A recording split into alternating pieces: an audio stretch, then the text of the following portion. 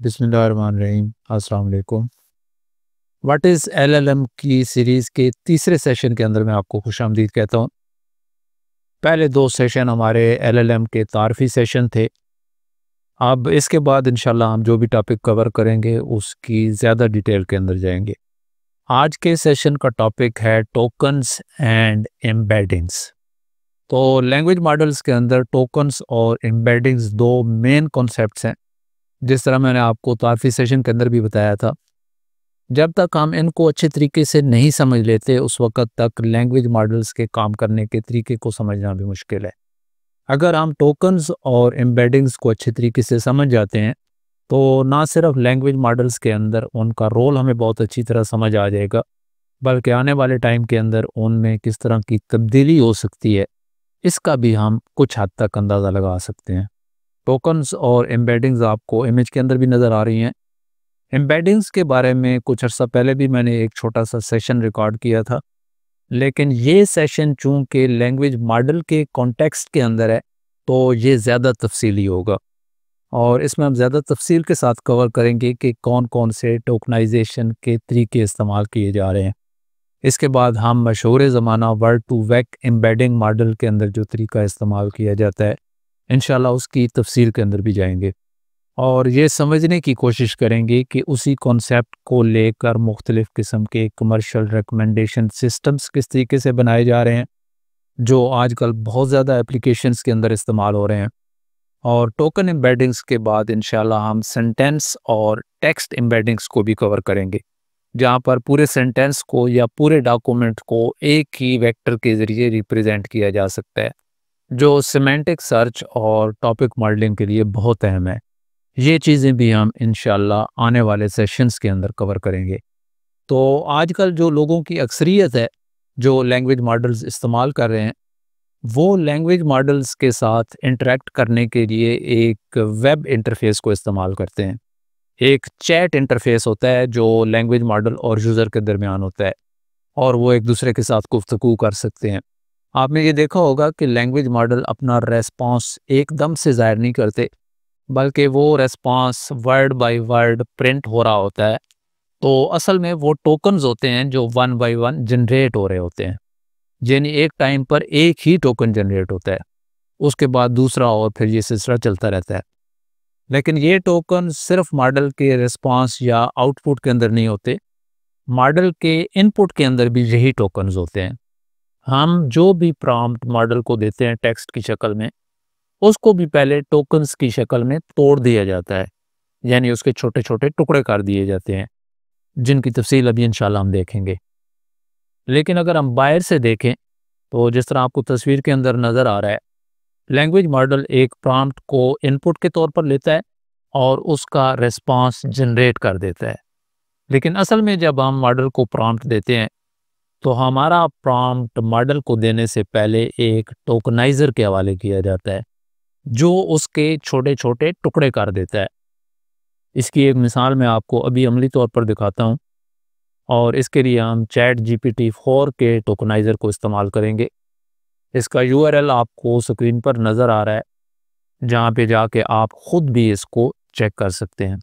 तो आप देख रहे हैं कि जूँ-जूँ मैं एक सेंटेंस टाइप कर रहा हूँ तो टोकनाइज़र ने उसके मुख्तलिफ टुकड़े कर दिए हैं, जिनको टोकन्स कहा जाता है और हर टोकन या टुकड़ा अलग रंग के अंदर दिखाया गया है। बेहतर होगा कि आप भी इस पे प्रैक्टिस करें ताकि आपको अंदाज़ा हो कि टोकनाइज़र टेक्स्ट को टोकन्स के अंदर किस तरीके से स्प्लिट करता है। अब मिसाल के तौर पर ये एक टेक्स्ट है जिसको टोकन्स के अंदर तकसीम किया गया है। ये टोकनाइज़र चैट जीपीटी 4 का टोकनाइज़र है। तो इस टेक्स्ट के अंदर 53 कैरेक्टर्स हैं और टोकनाइज़र ने इस टेक्स्ट के टोटल 13 टोकन्स बनाए हैं। लेकिन अगर आप टोकन्स पर गौर करें तो तमाम टोकन्स का साइज़ एक सा नहीं है। किसी टोकन के अंदर सिर्फ एक वर्ड भी है, किसी में 2 हैं, किसी में 3 हैं और किसी में इससे भी ज़्यादा है। अब आपके सामने जो मैंने कोड की एग्जाम्पल रखी है, इसको इस्तेमाल करके हम इन टोकन्स के साथ ख़ुद भी इंटरेक्ट कर सकते हैं। इस कोड के ज़रिए हम एक लैंग्वेज मॉडल को डाउनलोड करेंगे और देखेंगे कि लैंग्वेज मॉडल को पास करने से पहले किस तरीके से टोकनाइज़र के ज़रिए टोकन्स के अंदर तकसीम किया जाता है। तो सबसे पहले हम एक लैंग्वेज मॉडल को लोड करते हैं। ये मैंने आपको तारफ़ी सेशन के अंदर भी बताया था। लेकिन जनरेशन से पहले हमने अपने प्रॉम्प्ट को डिक्लेयर करना है और उसके टोकन्स बनाने हैं। उसके बाद ये टोकन्स हम मॉडल को पास करेंगे और इन टोकन्स के रिस्पांस के अंदर मॉडल आउटपुट जनरेट करेगा। इस कोड के अंदर हमने मॉडल को कहा है कि वो सिर्फ 20 नए टोकन जनरेट करे। तो मॉडल की आउटपुट भी आपके सामने है। जो टेक्स्ट बोल्ड के अंदर है ये मॉडल की आउटपुट है और ये टोटल 20 न्यू टोकन्स हैं जो मॉडल ने जनरेट किए हैं। अगर आप इस कोड पर गौर करें तो आपको पता चलेगा कि मॉडल के पास हमारा टेक्स्ट नहीं गया, बल्कि हमारा टेक्स्ट तो गया है टोकनाइज़र के पास। उसने हमारे प्रॉम्प्ट को प्रोसेस किया है और वो इन्फॉर्मेशन इनपुट आईडीज़ नामी वेरिएबल के अंदर रख दी है। यही इनपुट आईडीज़ का वेरिएबल मॉडल को इनपुट के तौर पर दिया गया है। अगर इस वेरिएबल यानी इनपुट आईडीज़ को प्रिंट करें तो ये भी आपके सामने है। इसमें हमारा इनपुट का टेक्स्ट मौजूद नहीं है। यानी इससे ये ज़ाहिर होता है कि लैंग्वेज मॉडल को टेक्स्ट नहीं दिया गया, बल्कि उसको नंबर या इंटीजर्स की एक सीरीज़ दी गई है, जो आपको तस्वीर के अंदर भी वाज़ेह नज़र आ रही है। हर नंबर एक यूनिक आईडी है जो एक ख़ास टोकन को ज़ाहिर करता है। और टोकन मैंने आपको बताया है कि एक करैक्टर भी हो सकता है या वर्ड हो सकता है या वर्ड का एक हिस्सा हो सकता है। तो इन आईडीज़ का एक रेफरेंस टेबल होता है टोकनाइज़र के पास, जितने भी टोकन्स को वो टोकनाइज़र जानता है। ये जब हम आगे एक से ज़्यादा टोकनाइज़र को देखेंगे तो इस बात की आपको ज़्यादा बेहतर समझ आएगी कि कुछ टोकनाइज़र ज़्यादा टोकन्स को जानते हैं और कुछ टोकनाइज़र कम टोकन्स को जानते हैं। अगर आप इन आईडीज़ को खुद चेक करना चाहते हैं तो आप टोकनाइज़र का डीकोड मेथड इस्तेमाल कर सकते हैं। ये डीकोड का तरीका आईडीज़ को वापस टेक्स्ट के अंदर ट्रांसलेट कर देगा। जिस तरह आपको स्क्रीन पर नज़र आ रहा है, हर टोकन एक सेपरेट लाइन के ऊपर है और इससे ज़ाहिर होता है कि टोकनाइज़र हमारे इनपुट प्रॉम्प्ट को किस तरह छोटे छोटे टुकड़ों के अंदर तोड़ता है। इस पे अगर आप थोड़ा गौर करें तो जो पहला टोकन है वो एक स्पेशल टोकन है जो ज़ाहिर करता है कि यहाँ से टेक्स्ट शुरू हो रहा है। कुछ टोकन्स पूरे पूरे वर्ड्स हैं, जिस तरह राइट, एंड, ईमेल, और कुछ टोकन्स ऐसे हैं जिसमें वर्ड्स को एक से ज़्यादा टुकड़ों के अंदर तोड़ दिया गया है, जिस तरह अपोलोजाइजिंग है या ट्रेजिक है। तो इन वर्ड्स को एक से ज़्यादा टोकन्स के अंदर तकसीम किया गया है और पंक्चुएशन करैक्टर्स के अपने टोकन्स हैं। स्पेस का कोई अपना टोकन मौजूद नहीं है, लेकिन जो पार्शियल टोकन्स हैं यानी एक वर्ड के एक से ज़्यादा टोकन्स हैं, जिस तरह अपोलोजाइजिंग का दूसरा टोकन है या ट्रेजिक का दूसरा टोकन है, तो इन टोकन्स के शुरू के अंदर एक हिडन कैरेक्टर मौजूद है जो ये जाहिर करता है कि ये टोकन्स किसी दूसरे टोकन का हिस्सा हैं। यानी ये दो टुकड़े मिलकर एक वर्ड बनाते हैं, तो ये दो टुकड़े इकट्ठे हो जाएंगे और एक वर्ड बन जाएगा।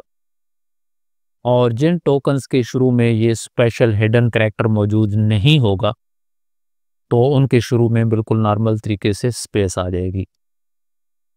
इसी तरीके से आउटपुट साइड पर देखें तो मॉडल ने भी टोकन जनरेट किए हैं जो जनरेशन आउटपुट के वेरिएबल के अंदर हैं। इसके अंदर इनपुट टोकन्स भी होंगे, लेकिन जो जनरेटेड टोकन्स हैं वो बोल्ड फॉर्मेट के अंदर हैं और इनको अगर आप काउंट करें तो ये 20 हैं, क्योंकि कोड के अंदर हमने मॉडल को ये कहा है कि वो सिर्फ 20 टोकन जनरेट करे। और इससे ज़ाहिर होता है कि मॉडल ने जो पहला टोकन जनरेट किया है वो 3323 है, जो सब के लिए इस्तेमाल होता है, और उसके बाद 622 जनरेट किया है जो जेक्ट के लिए इस्तेमाल होता है।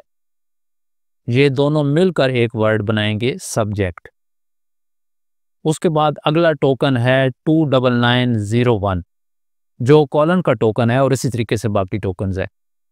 तो जिस तरीके से इनपुट साइड पर हमने टेक्स्ट को टोकनाइजर की मदद से टोकन्स के अंदर तकसीम किया था, आउटसाइड पर भी हम इसी तरीके से टोकन्स को टेक्स्ट के अंदर ट्रांसलेट करेंगे और इसके लिए हम टोकनाइजर का डिकोड मेथड इस्तेमाल करेंगे। हम इसको एक टोकन आईडी भी पास कर सकते हैं या उनकी लिस्ट भी दे सकते हैं। अब कुदरती तौर पर आपके जहन के अंदर ये सवाल आना चाहिए कि टोकनाइज़र हमारे टेक्स्ट को किस तरीके से ब्रेक डाउन करता है, कौन कौन से फैक्टर्स होते हैं जो टोकनाइज़र को बताते हैं कि उसने टेक्स्ट को किस तरीके से ब्रेक डाउन करना है। तो ये 3 मेजर फैक्टर्स हैं। पहला फैक्टर जो मॉडल के डिज़ाइन के टाइम का है, वो टोकनाइजेशन का तरीका है जो मॉडल का क्रिएटर चूज़ करता है। जो भी शख्स उस मॉडल को बना रहा है वो अपनी मर्जी से कोई भी टोकनाइजेशन का तरीका चूज़ कर सकता है। जो ज़्यादा मशहूर तरीका है जो जीपीटी मॉडल्स इस्तेमाल करते हैं वो बाइट पेयर इनकोडिंग का तरीका है, जिसको मुख्तसरन बीपीई भी कहा जाता है, और वर्ड पीस का तरीका भी इस्तेमाल होता है जो बर्ट के अंदर इस्तेमाल होता है। ये दोनों तरीके मकासद के लिहाज से एक दूसरे से मिलते जुलते हैं। इन दोनों का मकसद ये है कि एफिशिएंट सेट ऑफ टोकन्स को चूज़ किया जाए जिसकी मदद से एक टेक्स्ट डाटा सेट को रिप्रेजेंट किया जा सके, लेकिन इनके काम करने का तरीका एक दूसरे से मुख्तलिफ है। इसके बाद दूसरा फैक्टर टोकनाइज़र की डिज़ाइन चॉइसेस का भी है, जिस तरह वोकेबलरी साइज़ है या कौन से स्पेशल टोकन्स को इस्तेमाल करना है, इसकी भी डिटेल इंशाल्लाह आगे आएगी। तीसरा फैक्टर ये है कि टोकनाइज़र को एक टेक्स्ट डाटा के ऊपर ट्रेन करने की भी ज़रूरत होती है ताकि वो एक अच्छी वोकेबलरी इस्टेब्लिश कर ले।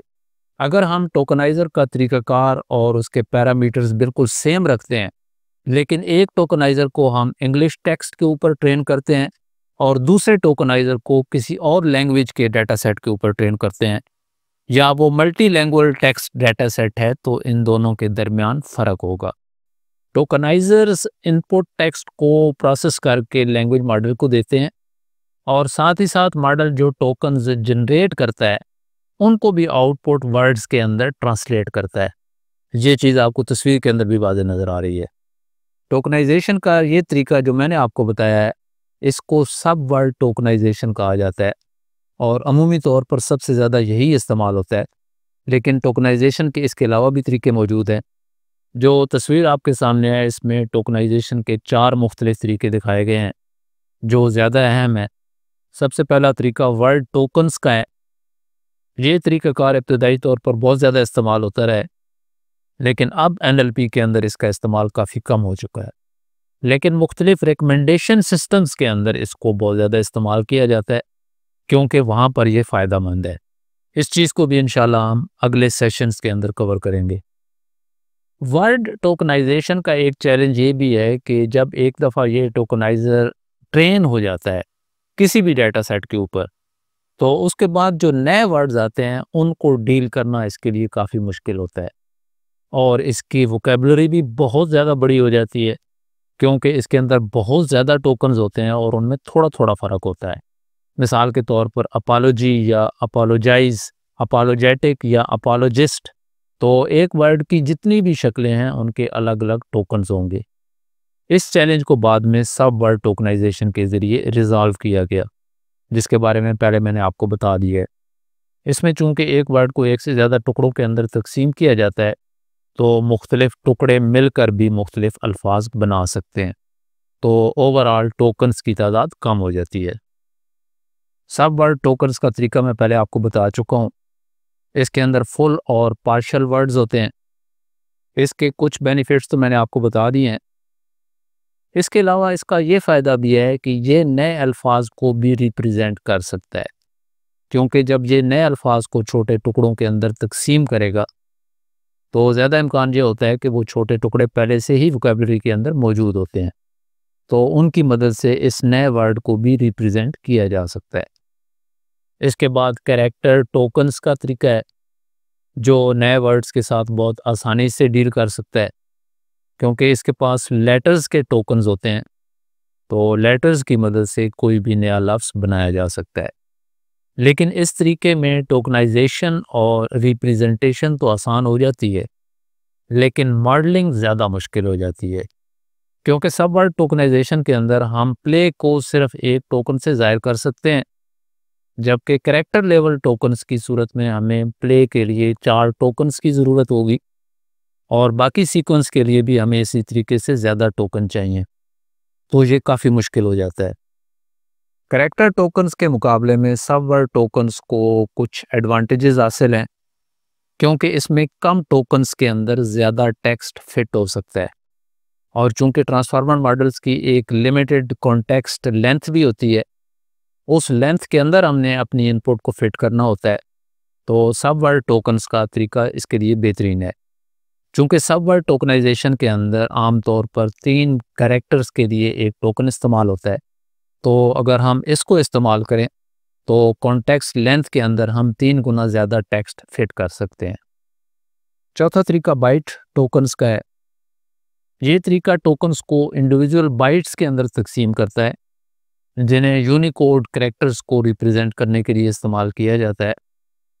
इस तरीके को कई दफ़ा टोकनाइजेशन फ्री एनकोडिंग भी कहा जाता है।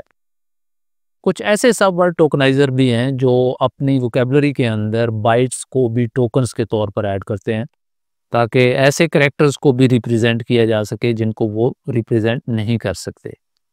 GPT-2 और रोबर्टा टोकनाइज़र के अंदर ये चीज़ शामिल है, क्योंकि ये हर चीज़ को ज़ाहिर करने के लिए इन बाइट्स को इस्तेमाल नहीं करते, बल्कि सिर्फ कुछ चीज़ों के लिए इस्तेमाल करते हैं। वो भी हम इंशाल्लाह आगे देखेंगे। इन टोकनाइज़र्स की अगर आप मज़ीद डिटेल के अंदर जानना चाहते हैं, इनकी डीप स्टडी करना चाहते हैं, तो उसका लिंक भी मैं इंशाल्लाह शेयर कर दूंगा, जहां पर आपको इनकी और ज़्यादा तफसीली इंफॉर्मेशन मिल जाएगी। तो अभी तक आपको ये तो बिल्कुल वाज़ेह हो गया होगा कि जब भी हम कोई प्रॉम्प्ट की शक्ल में टेक्स्ट मॉडल को देते हैं, तो हमारा वो टेक्स्ट मॉडल तक कभी नहीं पहुंचता, बल्कि मॉडल तक तो नंबर्स जाते हैं और वो उनका जवाब भी नंबर्स की सूरत में देता है, और इन नंबर्स का मतलब क्या है ये सिर्फ टोकनाइज़र जानता है। तो इससे आप अंदाज़ा लगा लें कि टोकनाइज़र कितना ज़्यादा अहम है, क्योंकि लैंग्वेज मॉडल इन्हीं टोकन्स या नंबर पर ट्रेन किया गया होता है और जवाब भी ये इन्हीं नंबर्स या टोकन्स की शक्ल में देता है। अगर हम लैंग्वेज मॉडल को डायरेक्ट टेक्स्ट देने की कोशिश करें, तो लैंग्वेज मॉडल हमारे टेक्स्ट को पहचान नहीं सकता, क्योंकि लैंग्वेज मॉडल को टेक्स्ट पर नहीं बल्कि इन्हीं नंबर्स पर ट्रेन किया गया है, जिनको हम टोकन्स कहते हैं।